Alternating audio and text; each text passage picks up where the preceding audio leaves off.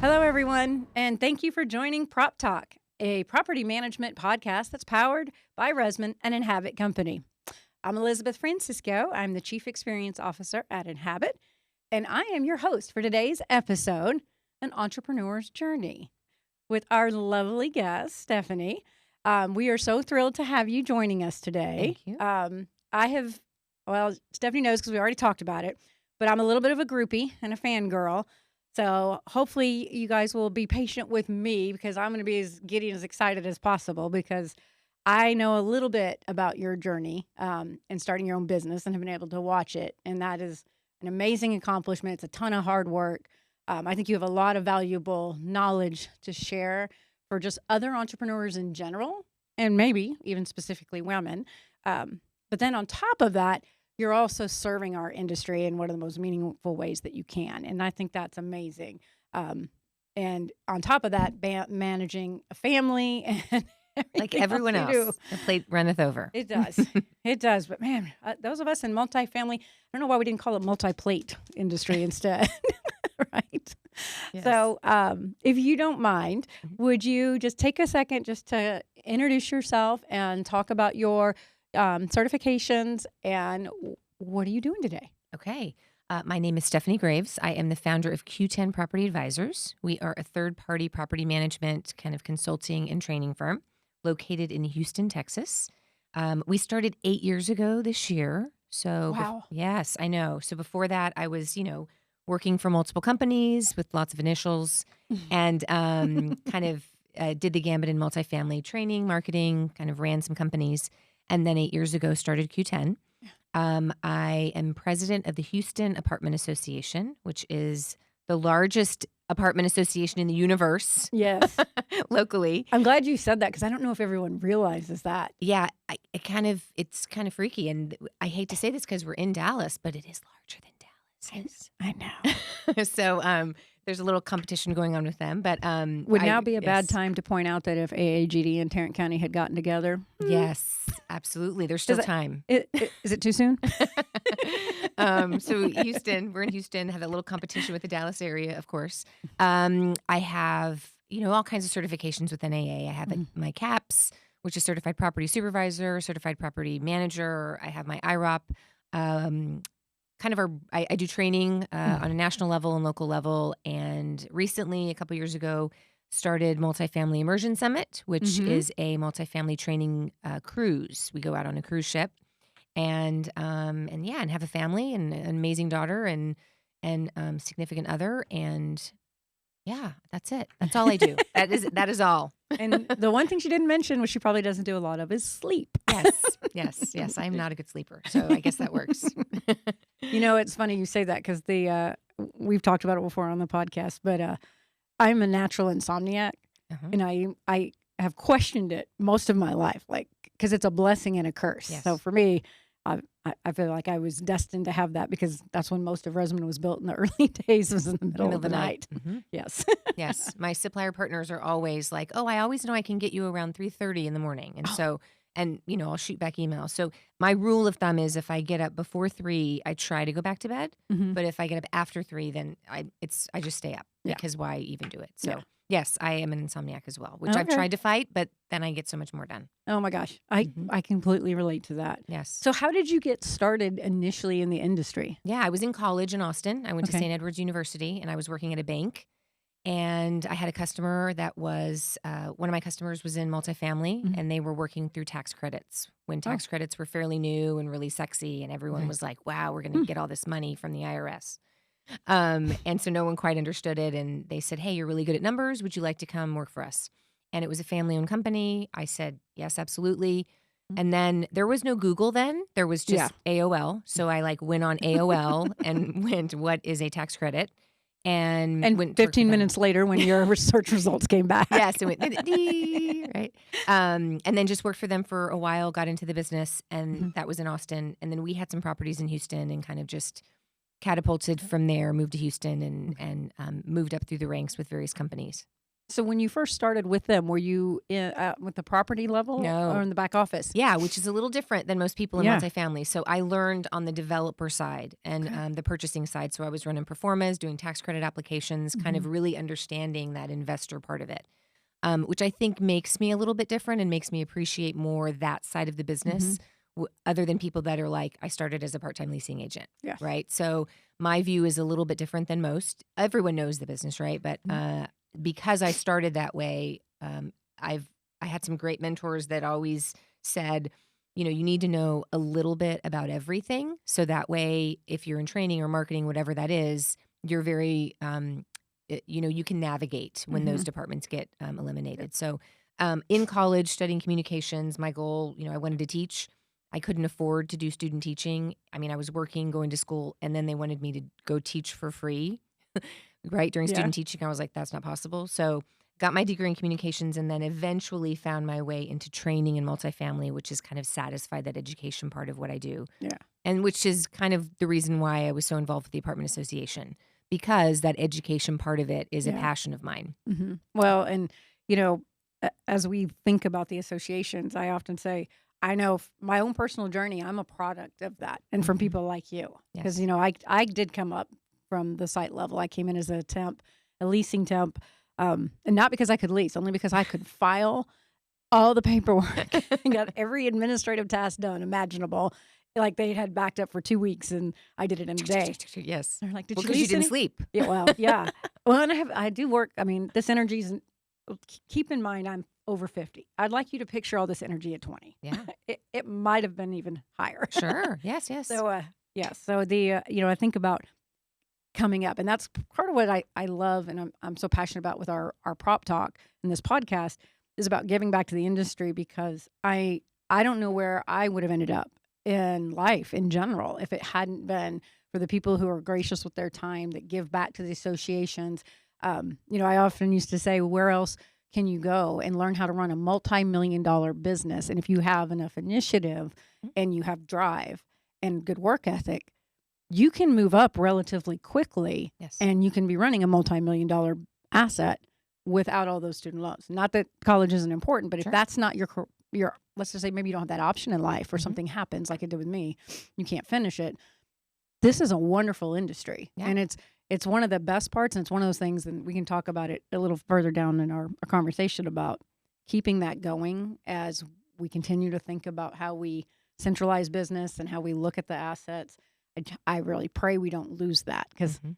there may be somebody like us out there Mhm. that's going to continue, and we want to make sure we still have those wonderful career opportunities for them. Yes, Yeah. absolutely. I mean, I think I'm definitely, I don't know. I think I have 165 employees, and I think there's 4 or 5 of us that have a college degree.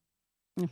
And so, it is an industry, and that's why I love the educational aspect in what we offer, because a great deal of the people that are in this industry don't have that Yep. higher level education. That doesn't Mhm. mean they're not smart. It just means that their path didn't lead them that way. And Yep. so to provide that education and give them more to advance in an industry and not have student loans and have grants that are available on the local level, be able to have companies that support that has always been really important for me.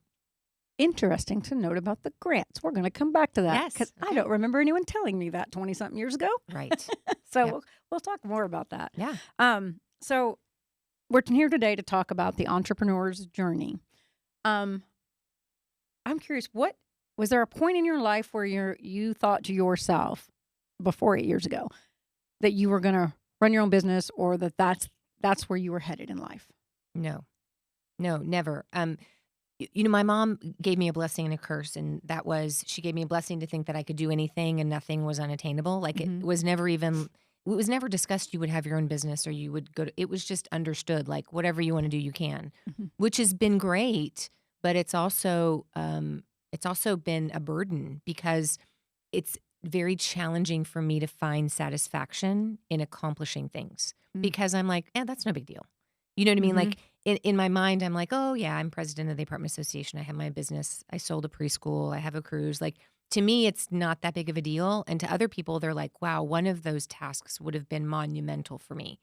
And I don't mean that in a way like, look at all I've accomplished. It's just, it was a blessing and a curse Mhm. because I would like to just be satisfied with one thing, but I never feel like it's enough that I'm giving back. Mhm. and I have like, well, I have another hour of my time during the day. I can't just do this when there's so much more we can do to support women or to support the industry or to support other people. So, no, I never thought I would own my own business. I think there's a lot to be said for having a paycheck that is consistent that you can count on. And if I hadn't had a support system with my partner, James, and I don't know that I would have. I mean, I started Q10 because of a need from a client. Like a client called me and said, hey, we're not happy with our property management company. Will you do that? I had quit the industry and I had decided that I was going to go do training on the circuit and kind of travel around. So I thought that would be the business I owned, which was myself. Okay. And then they said, hey, we'll make it easy. It'll just be a small situation. And so I did that at the same time that I decided to start a Montessori preschool, which we built from the ground. So Q10 started and we were building the school at the time. And literally we were operating Q10 out of the preschool. We had changed the conference room, or not the conference room, but the teacher's lounge into my accounting department. So I had my accounting team would come every day to the school. We would meet. I would meet the parents. I would welcome the children, and then I would go to property, and then I would be back by 3:00. So I was at the school at 5:30 in the morning, helping making breakfast, leave by 9, go visit properties, and come back by 3:30 to greet the kids when they left. So that was Q10, and I would meet supplier partners there, and we would, have lunch in the classroom. So, in the little desk? In the little desks with little bitty forks and I little really bitty hope you have a spoons. picture. Yes, we have many. They were like, where am I meeting you? And I'm like, yeah, it's okay. And so, we would have Taco Tuesday, and that was a very popular day for supplier partners to come by.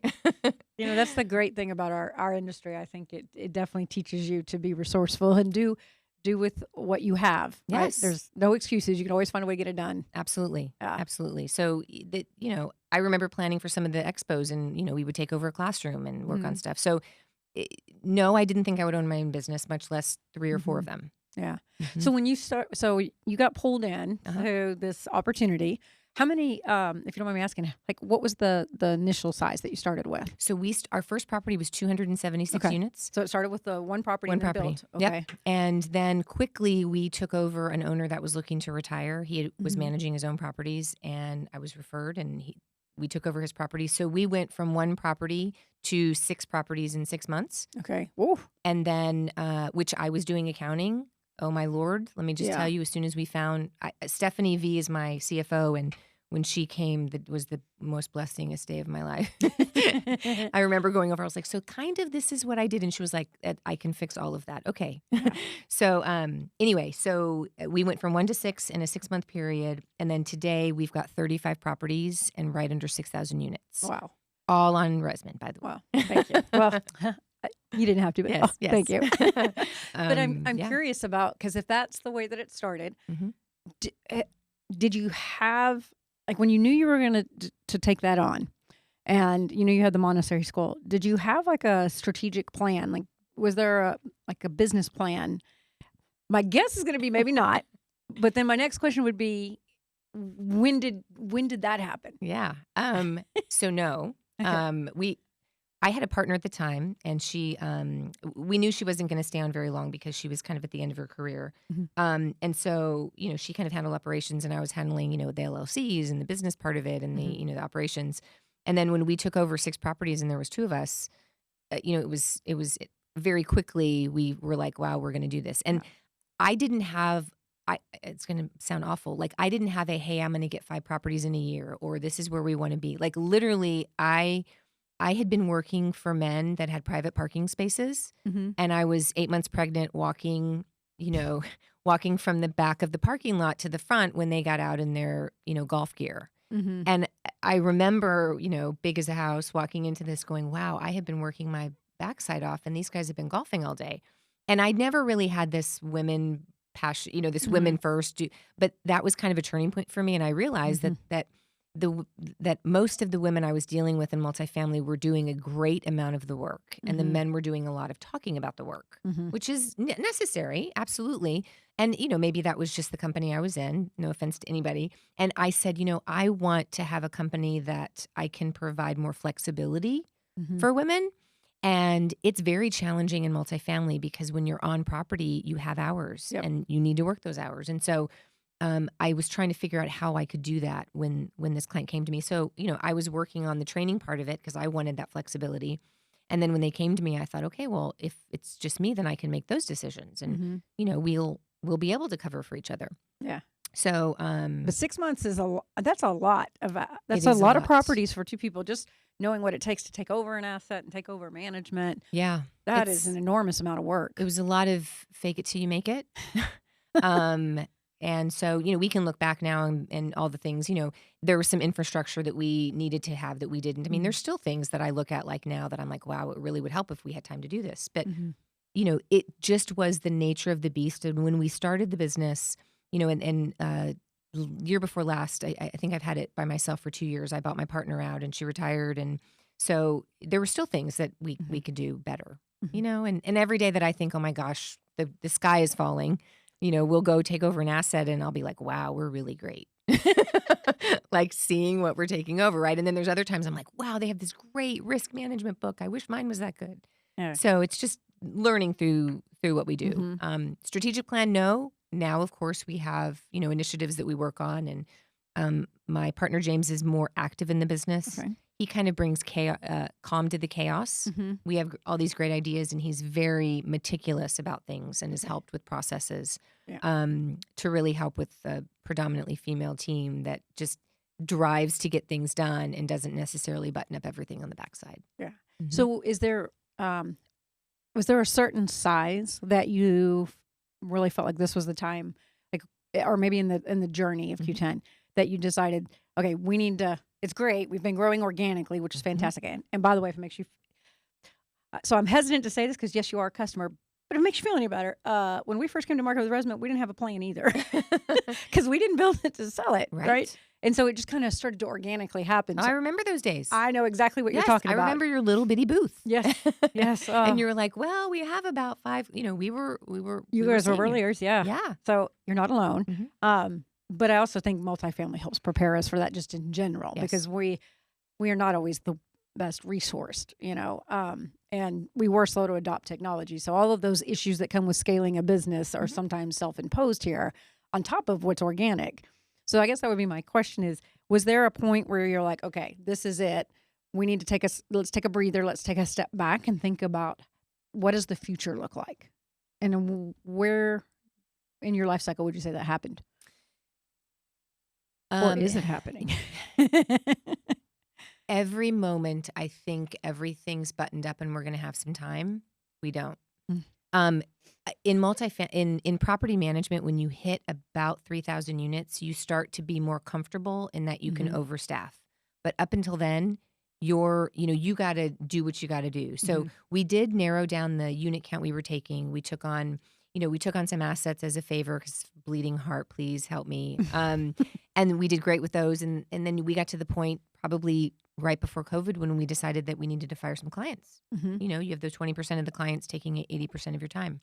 So I would say probably right before COVID is when we made some serious changes in what we were going to do. Wow. Talk about timing. Talk about timing. Yeah. Yes. And then, during COVID, we didn't shut anything down. We were open. I had Mhm. people coming to work and we were building up our immunity.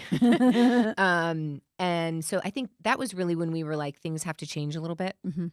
And I started realizing the other part of it is when I got on the executive path for HAA and Mhm. realized through the Apartment Association that I was going to be president in, 3 years, because that's kind of when Mhm. my entire leadership team was like, we've got 3 years to figure this out because we know you're not going to have any Right. time. So we've been preparing for that. Okay. And literally it was like clockwork, up until the end of this year, I was taking meetings all the time. And then right in January, when it hit, it was like, all of the executive team stepped in and the owners, we had warned the owners and said, hey, Stephanie's not going to be available anymore. And I'm just so proud of the team that they are and good for them. Yeah. You have a great team. Yeah. And for them to do it on their own and to see what they're capable of, because I Mhm. don't even know that they knew. Yeah. They were just, That's the best. yes. And to see them blossom and to really feel empowered that this is their company. And I've always said this is their company and, Yeah. but to see what they've done is really the biggest accomplishment of all. Well, it's definitely a benefit because you're a servant leader and it shows. And I'm a big believer in that. I think that's how you get teams that don't just meet expectations, they exceed them. Yes. So kudos to you for that. You did say something that we didn't talk about as our topics because, we do a little bit of prep work. When you talked about firing a customer, let's talk about that. Because I think that in a lot of businesses, probably all businesses, is probably it's a tough lesson to learn, and it's tough to actually get to that point where you do it. Yeah. Because it does, especially if you're a young company and you're a growing company, and a lot of times because of those economies of scale are not there, every dollar counts. Mm-hmm. So you don't have to name names. We won't go that far. But talk to me about what that, what led to that experience, and what advice would you have to people who maybe are past the point of needing to do something similar? I would say that every time I have terminated a client and even an employee, I've never regretted it, and I've always regretted taking so long. And so coming from terminating employees, that same feeling of, it's just going to be drudgery and it's going to be awful and I can't believe it and I'm going to change their lives. And then doing it and feeling, wow, thank God this is over, right? Whatever the problem is with that employee, that same feeling I was having with clients.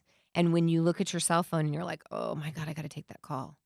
That's when you've really got to make a change. And so we had, the one of my biggest clients. I mean, we lost a $20,000 client, and I was taking directive from that client about the other clients that he wanted me to take. And I was like, what in the world is happening? So that was a big paradigm shift for us. We lost a $20,000 client in 30 days, and that was he terminated that relationship, and I was amicable and yes, absolutely, you should leave. And then it became a little bit easier because we knew that we could survive. I was like, what's the big deal? I just won't get paid. You know what I mean? I'm like, so it became easier. But you made a great point though about how you can have a client that's taking up 80% of your time. Absolutely. That's only equating to 20% of your revenue. Yes. And I know I hear that, and we've been in a similar situation, and we've had to do that. Unfortunately, we've had clients get a little abusive at times with our teams, and that was a hard one for us to get past. And then we still ended up finding a workaround, but we put it in writing. You must behave if you're going to work with our team. Yeah, some people just take up so much of your energy that, when your team hates working with them, and I think the other part of it is there's lots of clients, I'm sure you guys experience the same thing, that don't feel like it's a relationship. They feel like you work for them. And certainly with property management, it is a marriage. Yep. And if you're not giving to the property as much as we are, and you don't understand where we're coming from, it's never going to work. Yeah. And so those clients that feel like we're their servants, it's never going to work. And I think I start the relationship that way immediately. Like when a client calls me and says, hey, we're looking for property management services. I'm like, one, who referred you? Because we don't advertise. And two, I just want to set clear expectations that I'm not sure this is going to work. Tell me a little bit about what you're looking for and what we're looking for. So, and I say, we're going to have some upfront conversations. So we haven't had to fire any clients recently, which is great in the last couple of years. But I also I'm when a client comes to me and says, hey, this property isn't producing, and I stick by my people, and I frequently will say, I know that we are doing a great job, but if you think that you can find better management, then we are happy to help you find someone else. Yep. It's funny you say that. A little bit of a sidebar. Coming out of the pandemic, and we all had financial challenges initially, and from that, because let's be honest, we had in the beginning we had some financial challenges. We still have some bad debt challenges out there. I know you guys in particular, I remember you sharing some of the stories that you dealt with, the monies and clawbacks from the stimulus, and that just turned out to be a big mess. But, one of the things that's important, and I see from our base, and it's one of the things we think about when we get ready for Ismania, is there's a lot of new entrants, new owners, new investors, new people who've come in from outside the industry to run property management that all came in after 2012. And it's interesting because in my traveling around the country and talking to people, And we had a transaction. So one of the things that was important to me, I wanted to give back and invest in multifamily, which is a big accomplishment for me. I mean, Resmond's a big accomplishment too, Yes. but to come in the industry as a leasing temp and then to be invested back into multifamily for me was just a personal bucket list, it was a proud moment for me. Mm-hmm. But my one criteria was who in this team was managing in the Great Recession. Mm-hmm. And I've said that before because the true test of management is in those tough times. Yes. And I would imagine investor conversations right now are maybe not to the degree they're going to be, because I don't know how much of an impact we really are seeing yet. I mean, we're seeing rent growth slow down and flatten, but we did show some rent growth in March nationally. Markets vary.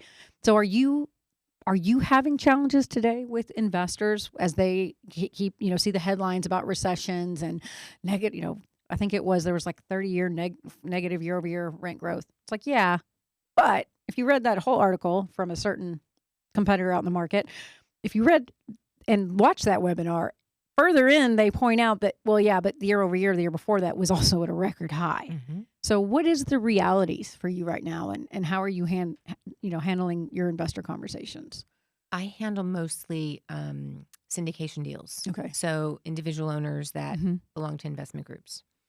And it's a challenging situation because not many of them talk about the negative parts of our business. So they're all raising money, right? So they go to conferences and they all talk about the great things and they all talk about how much money they're making and what a safe bet multifamily is. What a safe bet multifamily is. And, I frequently say, I teach an independent renter course for the apartment association, and I let them all introduce themselves and they all talk about where they are. And I'm like, great. If after my class, you still want to be a lead in a transaction, then you deserve it. Because I'm going to talk about the bad stuff, right? Yep. Like the realities. Yeah, the realities. To think that it's always going to be an upscale, but it's hard when you're hearing that message nonstop. Mm-hmm. So yes, we're seeing challenges. We told our owners to stop with distribution some time ago. Like hold on to money as much as you can. This is going to get crazy. And we had mortgages go up $30,000 to $40,000 in 1 month. So yes, you have cap rate insurance, but that doesn't hit for 60 days, right? You've got to go through the process. So we're having tough conversations. Lenders are getting really, really weird.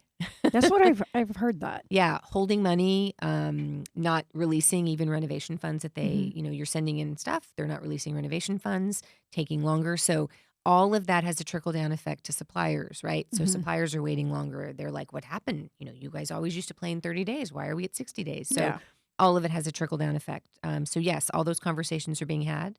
We're having conversations about, when people want me to underwrite deals. I have 3 deals I'm working on right now.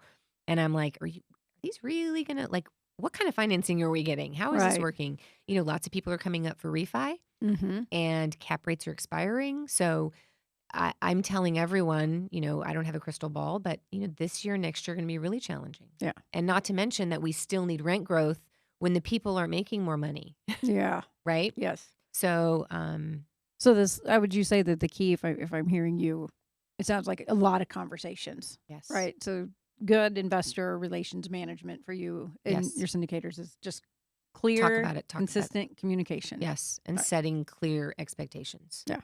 And that'll give them the confidence. So, yeah, and being clear and communicating with their investors too is important. Yeah, putting the words in their mouths. Yes. And so I'm talking to one, we have a property that's not performing where it needs to be. And I'm like, I am happy to get on a call with all of your investors and tell them what's happening. Totally fine. Like I am, this performa that I give you and this financial that I give you, I stand by and we can talk through it and we can talk about what we can do to better. I don't want you to have to deliver it. And so, I don't know what those conversations are sometimes that investors have with each other. Well, I don't know if I don't know if I've ever told you that story, but in the early days, we were a 1031 exchange. So we had up to 34 investors per asset. And it's interesting because the one that was my biggest challenge was in San Antonio, Texas. And it's actually the reason we ended up taking Resmond to market. But all those investors had equal voting rights. And we're 2009, maybe the end of 2008. and we're on a call. And one of the investors actually said that they didn't think that the property manager, because we're in full recession. And to be honest, the pro formas that we had at that time, I'm not sure still to this day who put most of those together. I don't think they'd ever been in property management, but we knew we had an uphill battle before we even talked about having a recession. Yep. And you're right, clear and transparent, so like resetting expectations was key. But these were my problem children. And they suggested the manager not take a salary unless we were hitting NOI. Yeah. It's funny because that look you just had on your face, I hope the camera got that. I'll never forget about that day of putting myself on mute. And yeah, I can cuss like a sailor, and I did. I actually had words flying out of my mouth. Thank God I was on mute. And after I calmed down, like, what you said about the partnership, our conversation was, okay, let everybody, and it's steamrolled too. Everybody jumped on before. Right. I mean, it was like, oh, I can't even explain to you what was happening on that phone. That's why I had to mute myself, and I had to jump up and down and get all of it out of me, and just waited for them to all stop, dead silence. And then I unmuted myself, a lot of deep breaths. And I had said I said, well, okay, great idea. Who's coming here Monday? Who's going to work it? Yeah. Dead silence again, crickets. And it's like, well, it's your asset. You have the skin in the game. Yes. This poor young lady is, trying has to hold it together. Yeah. And by the way, she's outperforming her market, but having realistic expectations and understanding, hey, we're in this together is so important. And I think that goes back to how we started this segment right here. It was about sometimes you don't have the right customer, right? And that can really drag down your business. So valuable lessons. And education, right? And education. Multifamily 101, 102, 201. Yes. A lot of people management, property management is easy. People management is the challenge. And that goes with investors as well. Some of them, a lot of the investors come from a different, most of them have college degrees and they've been accountants and engineers. And the mindset and the level that they come from is different than our on-site teams. And so they, sometimes don't understand, what do you mean she's not working 3 days straight with no sleep? Well, she has a family and this is a job. This isn't an investment for her, right? She's not an indentured servant. Yes. Yeah. So maybe that's a class you should start teaching is in how to manage. And because I remember being my very first couple of investor calls, I was terrified. I can put myself back in that moment and just being so nervous. And I don't know if we have enough classes about how to help our young leaders navigate that more, avoid some of those. You're always going to have hard lessons learned, but, getting out in front of it, being more prepared, knowing how to have that conversation. And saying no.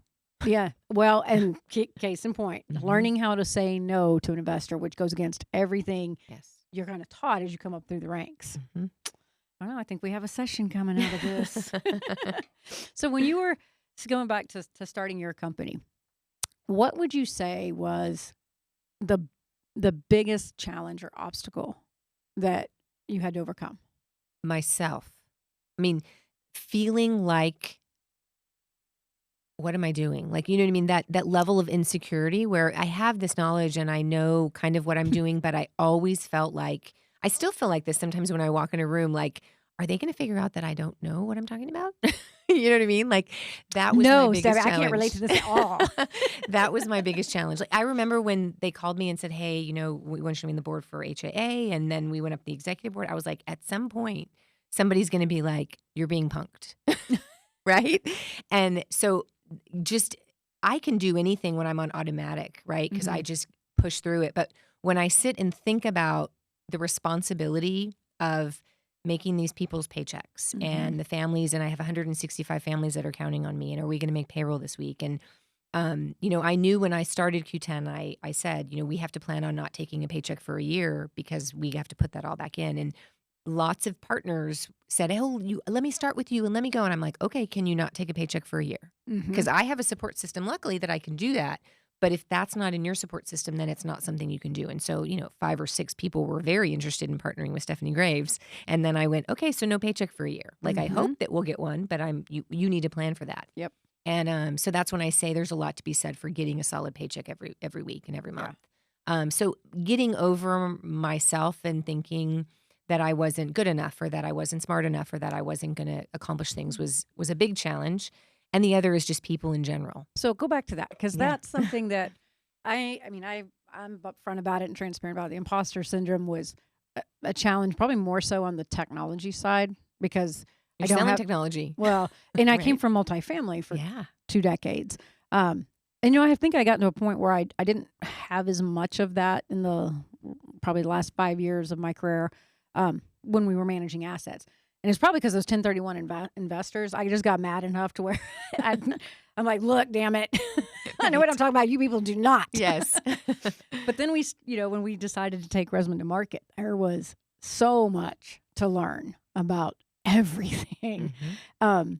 And cutting yourself a break in those times. But then as we started to have success and we start bringing in people who are smarter than you, that are from technology, that was a real challenge.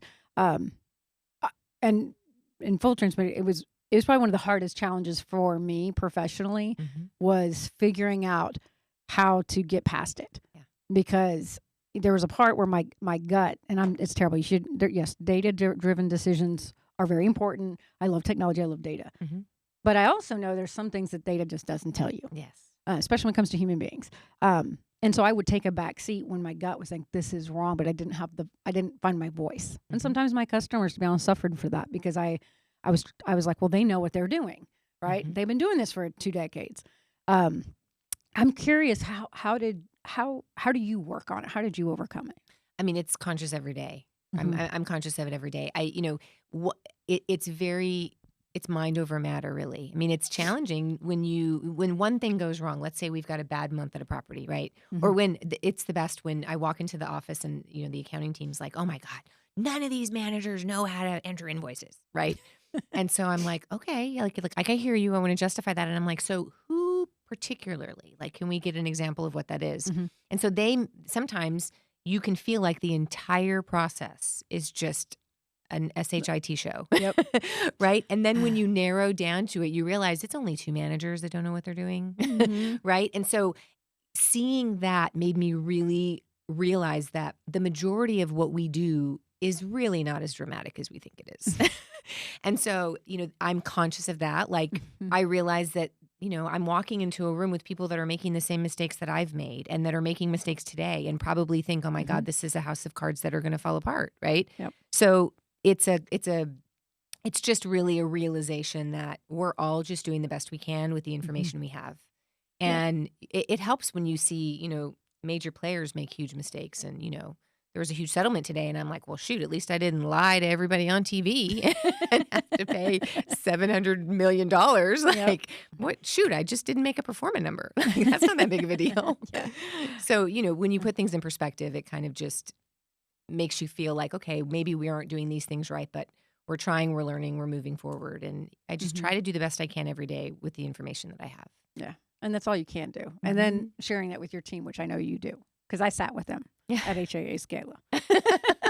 So they had great things to say. Because I Yeah, think that's an lucky. important part of it as young leaders and as your responsibility grows. It's funny, every position you move up, I know when you're out on site, you always think the position above you, I'm doing all the work. What are Mhm. they doing all day? Yes. Right. But that responsibility, that accountability means something. But at the end of the day, you're right. I mean, where are you really? Did the house burn down? Yeah. Hopefully not. But, did we survive it? Was it as bad as we thought it was? Mhm. And oftentimes it's not. Yeah.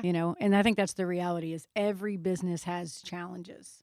Life. Yeah. I It is mean, just life. yeah. Exactly right. So I like to say, just cut yourself a break. Yes. The other thing too that I know helped me, and like I said, we're having a transparent conversation. Yes. I had a success journal. Ah. I had to. I actually I signed up for a class because of the confidence was like it Mhm. was starting to affect me, and it was just writing down all the like little successes, Mhm. also going back and Gratitude. recognizing where I was right, and then being transparent with myself about how do we regroup from that? How could I have presented differently? What could I have done to be more impactful? But at the end of the day, when you start doing that, you start realizing, yeah, this was a challenge we thought was going to be exponential, but it really wasn't. Mhm. And something about it in writing Yeah, I is love that. different. Yeah. Kind of like I guess when you can counsel someone, but unfortunately, when you're not getting through to them, that PIP for whatever reason Mhm. is more meaningful because something about the written word, seeing it maybe. Mm-hmm. But yes, so I'm a big proponent of success journals, even if it is I made it to work safely or Yes. they didn't screw up my coffee. If that's all you got for today, you got to celebrate the little stuff. Yes. I have a sticker on the back of my car. It's a little trophy, and it says, "I didn't quit today." Oh, love that. Didn't quit. That's great. You're going to see that hashtag, I didn't quit today. Yes. I might be wearing that out. I'm just going to say. So I'm curious about you talked about your influences and your mother and, you're always, not satisfied. You're chasing. So if we think about like success and what it means, how has your definition of success, what is it and has it changed over time? Yes, absolutely. Okay. Time has become more meaningful to me the older that I get. I do think that's a natural progression. You think people that are higher energy like you and me, we can just go forever, like little Energizer bunnies. And then when your time begins to be manipulated in ways that you don't want it to be manipulated, that's when for me it really was like, what am I doing? I'm on this wheel of getting more, doing more, being more, and when is it going to be enough? So I'm kind of taking back my time a little bit, and that to me, being able to have some of my own time and I don't even think it's uninterrupted. Like I don't mind when people call me or text me or need information. I think that's great, but there was times when I couldn't even go anywhere without internet because I was going to have to pull up my computer, and I was letting people, delegate and tell me what I was going to do. And so even if people come to me and say, "Oh, I want to own my own company and I want to start my management company. What's your advice?" And I'm like, "Don't do it." Right? Like, let's really talk about what that means, because you always have a boss. And I think people just really don't realize that, right? Your bosses just change. Instead of one, you've got, I've got 16 ownership groups. So I have 16 bosses that all want a piece of me. Yep. So yeah, it's changed over time, and it's become more about, what do I want to be when I grow up? Retired. That's what I want to be when I grow up. Oh, you like me? Do you fantasize about sleep? Yes. Yes. Like, my poor husband. It's like, I just fantasize about sleep. Yes. Yes. I know. That's part of our industry. Yep. So it's funny. I was going to ask you, like, what advice do you have for entrepreneurs? We're going to skip that question now. Just kidding. So I think it's a balance. You have to know what you're getting into. And the best advice I can say is plan on not taking a salary for a year. Yeah. Like if you can do that and really put everything back into the company and you've got that flexibility, then you'll probably do fine. And, I didn't take a salary for 6 months, and then I was able to pay myself. We've never missed a payroll. We have absolutely no debt. We've been able to do that. And so we're obviously doing something right. That whole concept of leaders eat last. Yes. I fully believe in that. And I think you have to be willing to do that. Yes. Right. That's the ultimate leading by example, right? You're putting others before yourself. And I'm glad you pointed that out, because in just the industry and just seeing, even on the technology side and just different people who want to start businesses, I think you've tapped onto something, because it's not that we really would say, hey, don't do it. Right. It's what we're really saying is you need to have realistic expectations, because, I have one example I'm thinking of where I know the group, well, they were paying themselves and their teams as if they were 5 years down the road. Yes. Well, guess what happened? They ran into huge issues. Yeah. Because it's not what it's about. It's about sacrifice. Yes. And you need to know, you also need to prepare your teams for that. Because, I had supervisors that, they're just now getting up to what market is. And they were working for me for 5 years, knowing that they could go make more money somewhere else, but believed in the dream, right? Drank the Kool-Aid and believed that they were growing something and that they were part of something. And I would say, like, I can't give you, 6 figures, but I can give you flexibility. We don't talk about PTO. You can work anywhere you want to work. You can, these are the things I can give you. And I get it if you can't do it and you're a single mom. And I lost a really good, team member, because she's like, I got 2 kids and I can't. And I'm like, I totally get it. And when you're in a position that you can revisit that, then let's revisit that. And the other thing I did is my key team members, when we grew the team, I went to them and said, this is who we're looking at. And this is how much she wants, which is more than you make. And I want to know if you want to raise or if we want to hire her. And it was 9 times out of 10, we need somebody else to take we're willing to work through that process. And I think that level of transparency has really helped me with my executive team, because every decision has been something that we have input about. Yep. No, you've got a great point there. I'm glad you said that, because there was a period where we, when you're bootstrapped and you're going through the different stages of growth, there are times where until you get that next level investment or you get to that next stage, you can't really afford everyone you need on the team, and you can't necessarily afford to pay the people like you would like to. Yeah. And it's interesting that you said that. I think that says a lot about your culture, because when you have team members that are like, yes, personally, I know how much I'm working, I'm worth more, but I'm bought into the business. Yeah.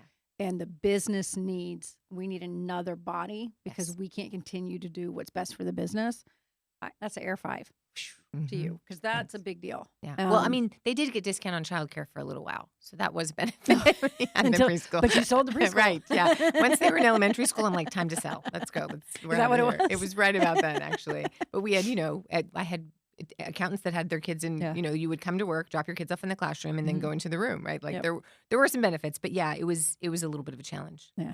That's a great perk, though. Yes. Oh, yeah. When it was gone, everyone was like, where am I going to take my kid? I'm like, I'm so sorry. We have to sell. I know. That makes me think about a benefit package that people maybe don't think about. Oh, we have considered it since then, too. Like, hey, what if we did, Especially after the pandemic and I think that's the hard part for well, you guys were in the office, but for people who maybe didn't go back in the office, different parts of the country, having breakfast with the kids where you're not rushed, like, it's a breakfast bar and a protein shake on the way in the car, versus we're sitting down, we have, breakfast time, playtime, we have lunch together, things like that.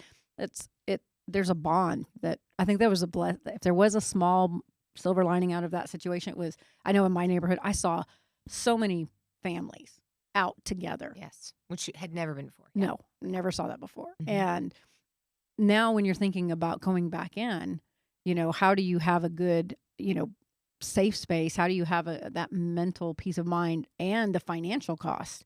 Because people weren't paying for childcare, even though they probably should have if they were working remotely. Sure. But let's be honest, they weren't. No, yeah. And daycares weren't even open in some instances. You got a great point about that. So, all right, if anybody's out there thinking about creative benefits packages, I think Stephanie is on to something. Not that you have to own your own daycare, but hey. Right.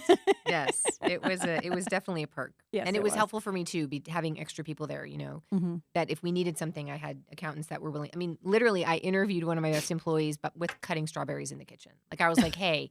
And when she put on like a net cap and was like picking up a knife, I was like, she is going to be just fine. It doesn't matter what she says to the answers to my questions. Like, she's cutting strawberries. We're moving. I was like, she's going to be great. She's flexible. Let's move through. Oh, that's fantastic. Yeah, funny stories. So we talked about some challenges, but I wonder are there just different inflection points along the way for you and your business where, like we talked about right before the pandemic, that's where you kind of took a step back and thought about how do we go forward? Where do we need to think about our organization? Are you coming up on another inflection point, do you think, in your business? Yes. Yeah. I mean, what my role means after this, I've kind of stepped back from the day-to-day operations and I only have three people really that I directly report to me. So I've kind of worked on that delegation, which I'm doing a session on in Resmania about delegation. I've kind of worked on that, which has been challenging for me and been challenging for my clients. And what does that look like going forward on how I can remove myself from the day-to-day operations a little bit more? My passion and my skill is in training and leadership and sharing that information. And I know that I do well in that educational setting. And, I frequently, that's where I think I want to be and I want to spend more of my time. And in order to do that, I've got to, get out of the day-to-day operation. So yes, that inflection point's coming on what that looks like for us as a company. That doesn't mean I'm out of the day-to-day, right? But it means I want a little bit more freedom to be able to grow future leaders, because I see a real gap in leadership coming up, and I want to be able to share that. You're the third person who's mentioned that. So talk about that just a little bit to give me some more context about what we're seeing. Yeah, I mean, I think Is it at you notice it at the association levels or? Yes, okay. I noticed it at the association levels. Our business has to transform in a way to meet the needs of a younger generation. And, we are 24 hours a day, 7-day a week business. And that is challenging for the different work ethic and life balance that we're seeing in the younger generation. We no longer have the managers that are living on site and that will go out at 3 a.m. when take back my community, right? And I don't want to say they're not all like that, but that sort of life balance is changing, and the pandemic helped us with that. And I think it's a great thing to give more social life balance and less work focus. But in doing that, we have to change technology. We have to change expectations. We have to change teams on property. I think we're moving out of the 100 units per person. I think people are becoming more demanding. And oh my God, it's about damn time. She spelt it out. I'm just going to say damn. Yeah, it's because that's been that same challenging standard since I started in the business was 30 years ago. Yes. And you're right. Technology is great and it's compensating, but it's not compensating enough for the demands of today's renters. No. And, I'm doing a session for a company that does doggy DNA. Oh. And so they're talking about technology related to poop, right? Is it pet screening? It's poop rinse and pet screening, but I know you guys are integrated. Yep. You guys are have a partnership with pet screening and they're great. And we were talking about pet technology. And one of the things we talked about is, technology is great, but there's a implementation process that takes a while, right? And so we've got to get through that implementation process and get everybody bought in through the hard times to actually see the benefits of that technology. And that could take 6 months to a year. And, it's interesting. We have this poop print technology where you test the poop and send it off, right? That onboarding process for that technology is like 3 days. Like you learn how to do this, you send it in, you can immediately see the benefits of that. Right. And so implementing those technologies and seeing the gratification in a short amount of time, that's what we need from technology, right? To get people bought in. Because what do they say? Another software. Another, locks, whatever those are. Yeah. And we are in an immediate gratification society. People need to see the results of their hard work immediately. And especially our labor force that's come up on technology. Yes. Right? Like I order Amazon, I can get it in an hour, right? But nothing in our industry has really related to that. Yeah. And so as the future generations come up and we start to replace ourselves, we've got to change the way we deal with people and we've got to change that level of gratification.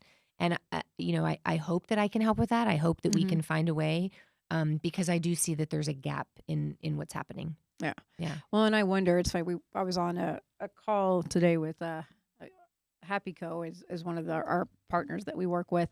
And we were talking about the impacts of AI. And, it's crazy how fast things are moving along in that space. Yes. Now, interestingly enough, I don't know that it's moved that fast in multifamily yet. No, right. But outside of multifamily, the AI engines are learning and adapting rapidly, faster than we could have possibly imagined. But, the comments on our call today were, 3 to 5 years from now, are we going to, what's the work environment going to even look like because of what you just said? Yes. Right? If we can adapt, is the technology going to adapt and displace any of us? Yeah, absolutely. And which is really interesting because, we all adapted very quickly when COVID happened. And we all were like, okay, we're going to let them tour on their own and we're going to do these locks and we're going to do all these things. So now we're back to normal operations. How many people kept those processes in place? Less than half. I believe that. Less than half. Yeah. Still have remote touring, do it online, did it, right? So we are a very people-driven environment, but the only thing as expenses continue to go up, there's only 3 things that are affecting our budgets. They are taxes, insurance, mortgages, of course, taxes, insurance, and payroll. And so if we can't cut anything else, payroll's the third thing that we're looking at that we've got to do. So what's the answer? Yeah. Close on one day, lose one, right? So we've got to find a way to be more efficient. We've been testing remote working with assistant managers. So we have assistant managers on 2 properties that are housed at the corporate office and handle everything remotely. And then when they need to deliver 3 days, they go to this property on this day and this property on another. We're testing that on properties that are working to reduce payroll. And so, we're seeing success with that. Yeah. But it also takes a certain level of person to be able to manage that technology. Yep. When you're at ResMedia, you'll have to talk to Jim with Anchor Management about his centralization I model. heard of him from the last one. Yes. They were Yes. telling me all about him. I believe he was Yes. the one. Yeah, Mhm. and it's funny because his business model back he was ahead of all of us in Mhm. 2013 Mhm. when he's an early adopter as well. Yep. But they don't have any leasing offices at any of their properties.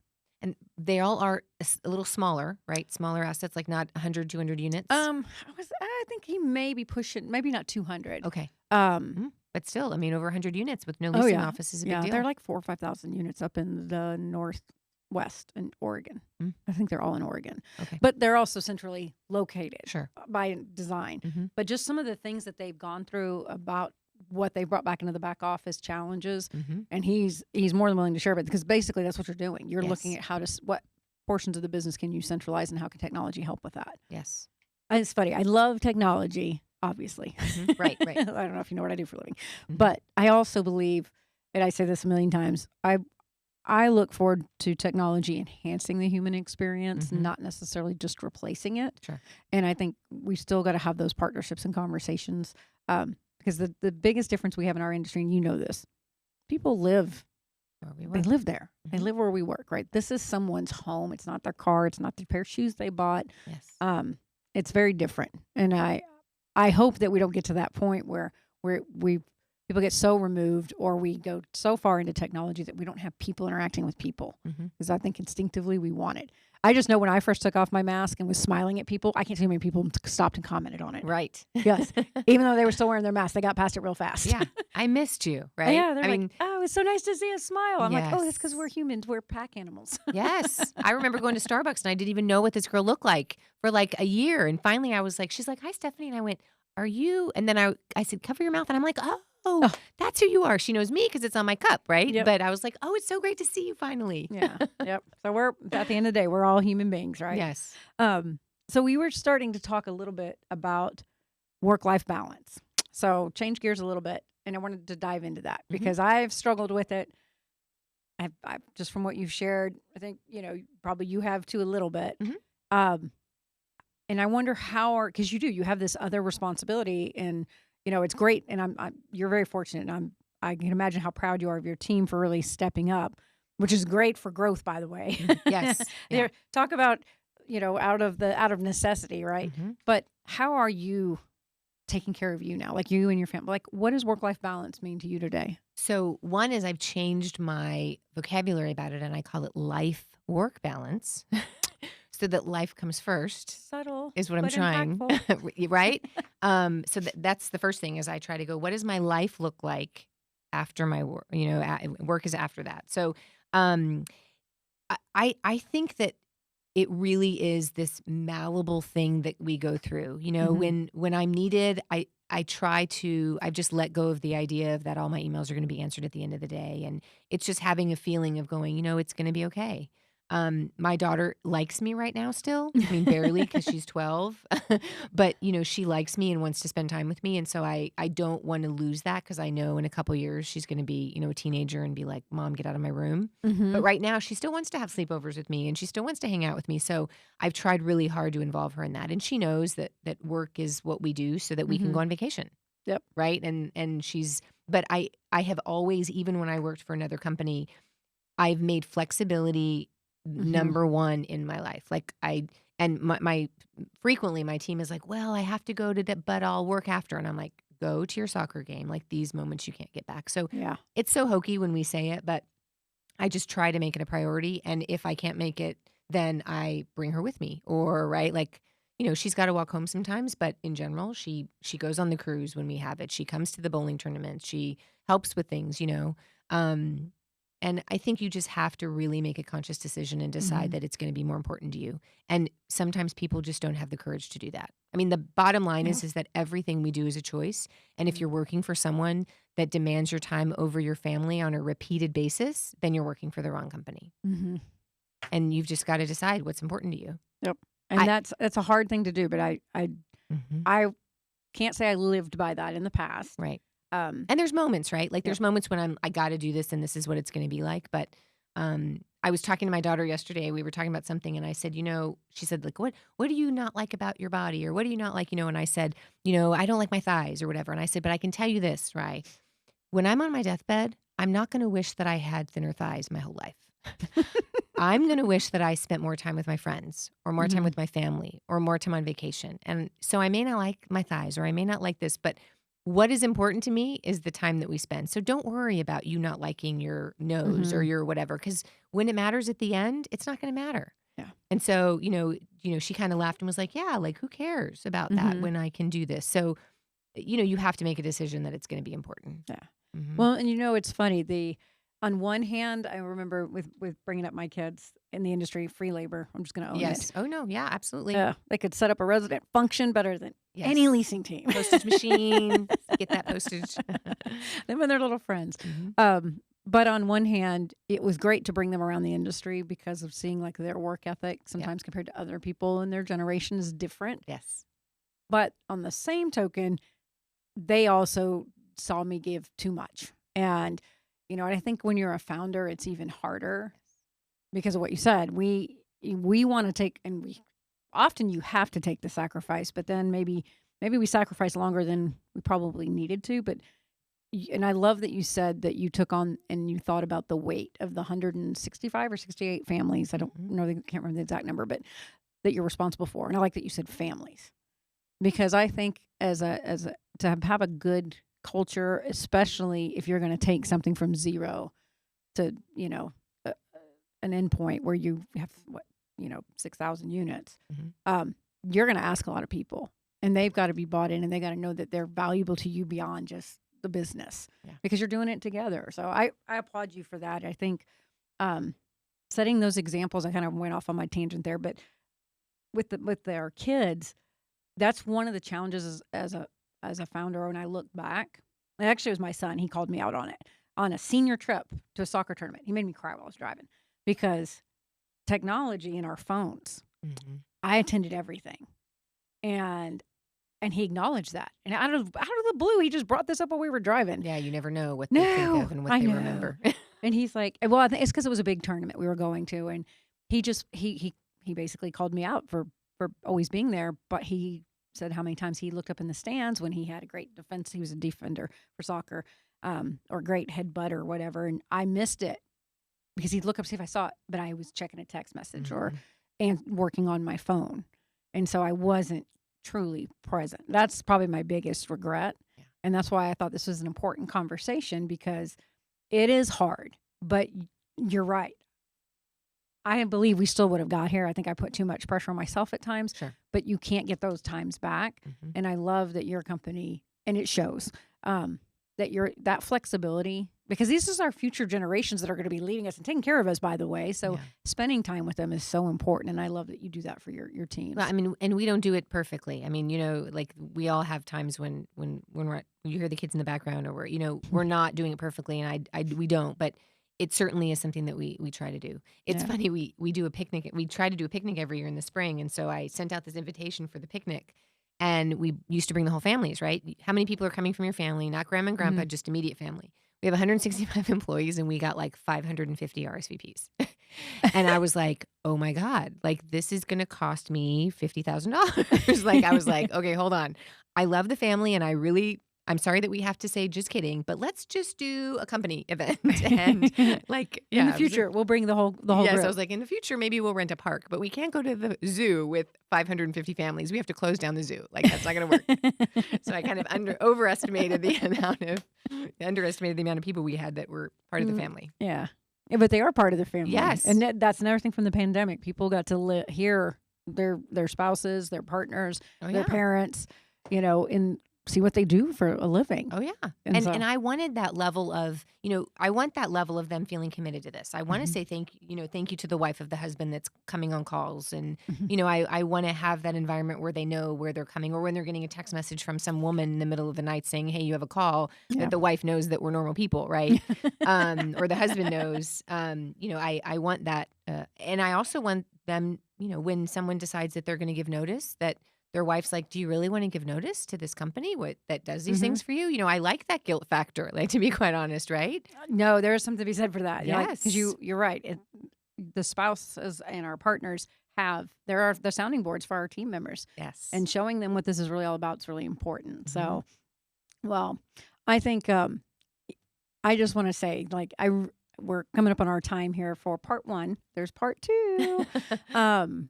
But I just wanted to just congratulate you. You know, you've done it and grown your business, and you're always so graceful. And you might be a duck under the water, but on top, you're just like a swan, just sailing Oh, along. But you do, and I do generally mean this, because when we went to the gala, which, by the way, that dress was fantastic. I'm just gonna call that out for a minute, because I know you're on the cover of the magazine. The pictures, they don't capture it. That dress was badass in the moment. thank you. It Yes, really with the laser was. beams that were beaming everyone. I was like, I wasn't intending to be like Superwoman with laser beams, No, but it looks so. That was truly the best in person dress I think I've ever seen. Awesome. Thank you. But so I sat at the table with your teams, and I can't help it. I'm going to talk. They just genuinely had such great things to say. They are so bought in, and they're so behind you, and they believe in what you guys are doing.